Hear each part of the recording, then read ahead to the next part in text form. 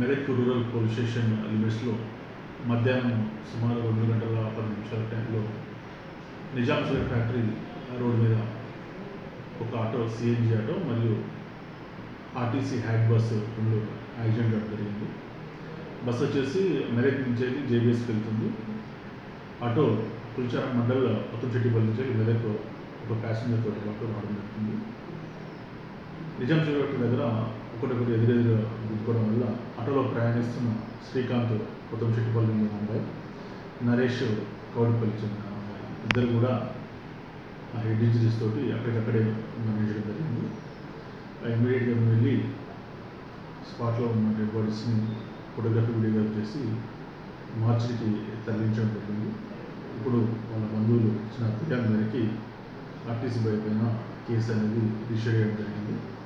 Further investigation చేయడం.